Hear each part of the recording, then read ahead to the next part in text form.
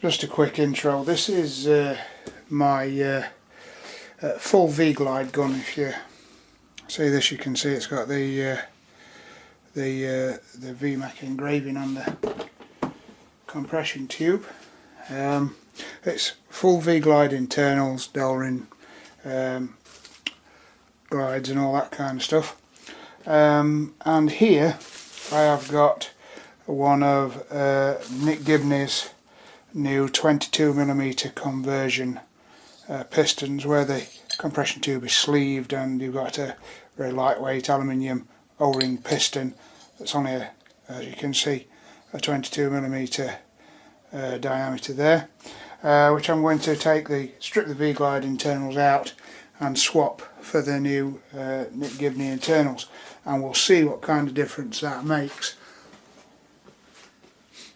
So here we go, the gun's disassembled, and now we've got quite an interesting opportunity, because that is a standard HW97 piston and comp tube. This, let's just remove the spring and guides and what have you.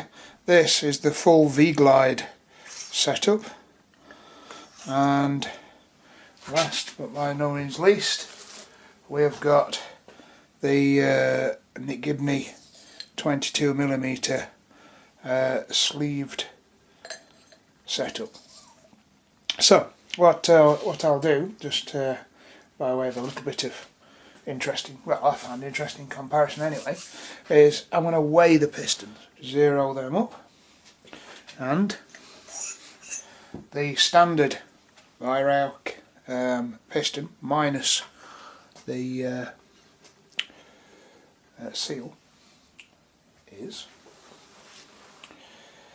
267 grams. 267 grams.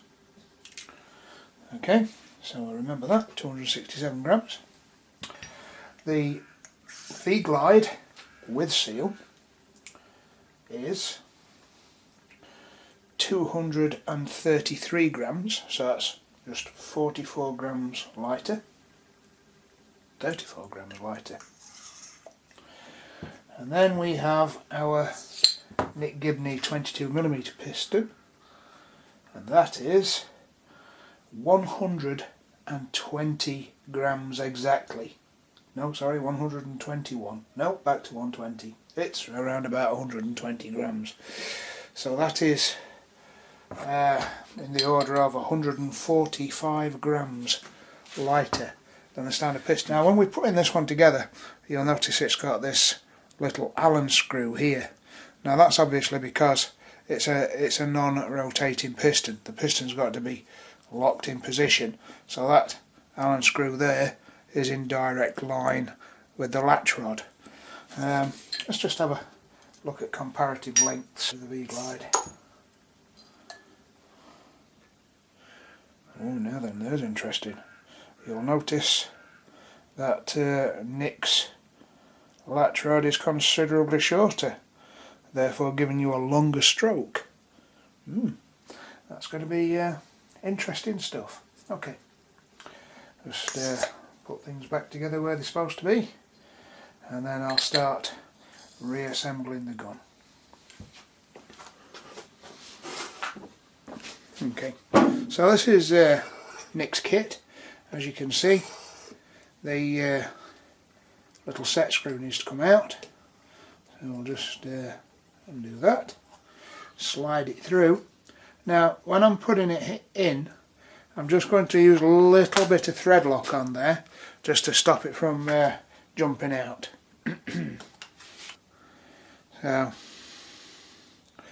we go, got the thread lock on there, into the threads, and screw that down into place. Okay, just pinch that up, don't want to go too mad, and there we go. So start reassembling the gun. Okay, gun all reassembled, so let's have a little closer look. First of all, I've had to remove this. Now this is the mechanism. I always call it a bear trap, but it's not actually a bear trap. What it does is, when you cock the cocking linkage backwards, it shoves that into the trigger mechanism and stops you from being able to pull the trigger when the under lever is pulled back. So it's not strictly a bear trap. So that has to be removed simply because the long stroke means that the cocking lever has got to come further back up here, and this gets in the way. So there we go. Now in a little bit closer look, and you can see, hopefully, exactly what that set screw is all about now. If we look here, there's the set screw, and you can see that set screw actually forms a guide in the cocking groove there.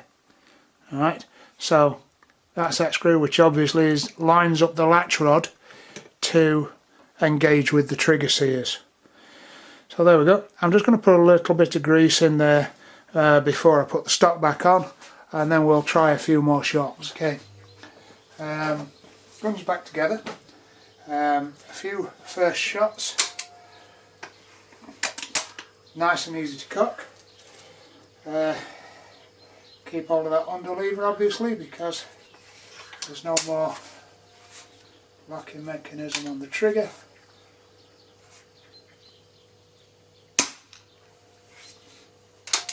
Not a fat lot of movement in that at all.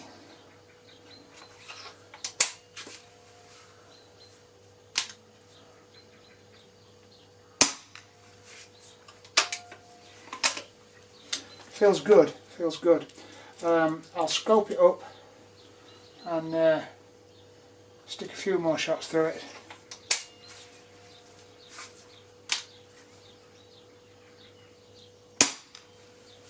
Yeah, feels nice. First impressions are good.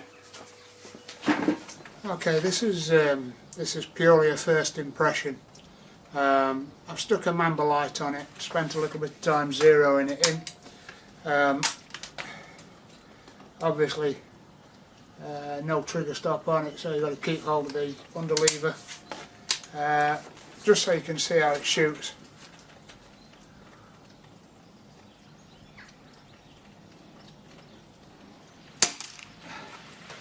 I've got a box target out there that I've used for zeroing the scope, and I've got it's producing some nice groups.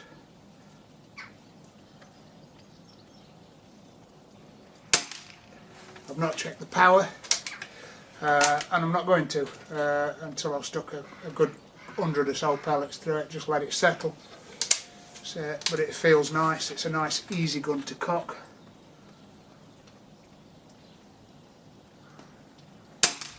And a nice easy gun to shoot.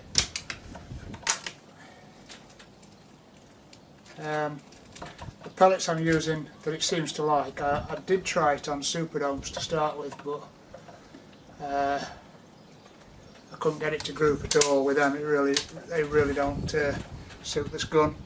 I'm now on the Express pellets, and it's grouping fine. Really nice, out at 25 yards. There's not much sight picture movement at all. I'll try it a long target. It is just a nudge in the shoulder. Yeah. When I'm looking out at the 62 yard sprinters, I didn't hit it by the way.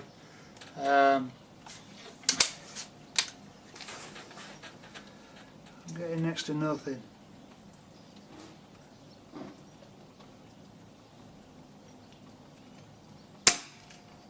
Yeah, that's a very sweet shot. There's very little movement. It's very nice to cock. And like I say, once I've spent some time with it, I'll be very interested to see what kind of power it's making.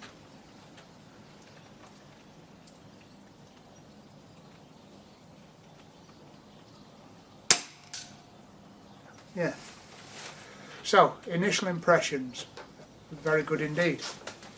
Very good indeed.